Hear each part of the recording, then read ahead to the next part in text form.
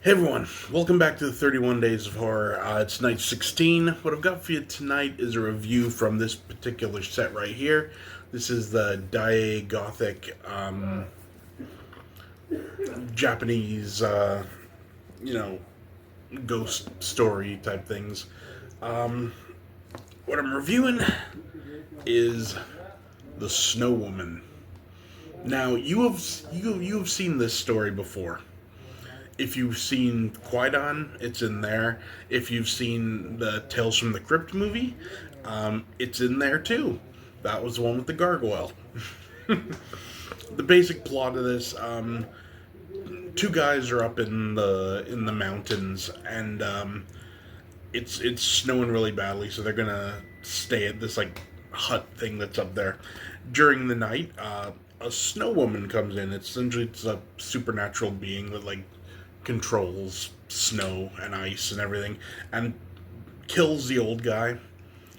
Sees the young guy and says essentially, you're still young and like and everything. I'm gonna let you live, but you can never speak of this to anybody. So he survives. He goes back to his village and never speaks of it again. Um, he ends up meeting a woman. They end up getting married, having a kid.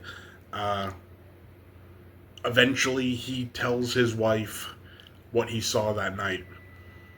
It doesn't work out too great because his wife is actually the Snow Woman, and she ends up leaving him because of it, but she lets him live again because, they had a life together and stuff.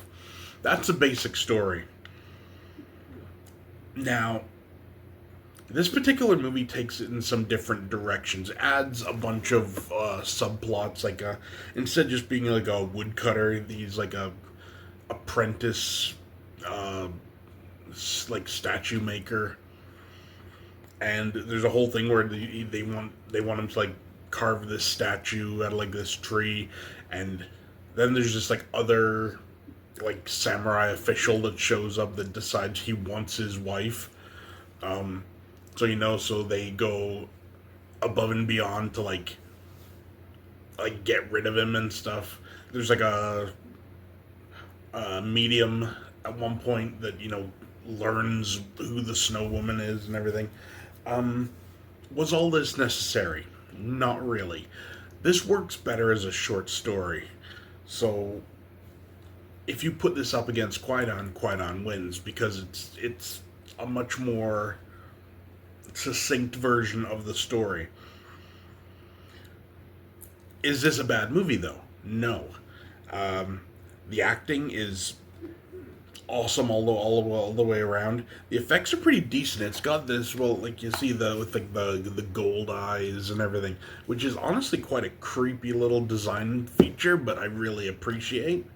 Um, is it scary? No. You know, it's more tragic than anything else, but it's still a good rendition of the story. But is it perfect? No, it isn't. For a rating, I give this one 7.5. It's too. They added too much, I feel.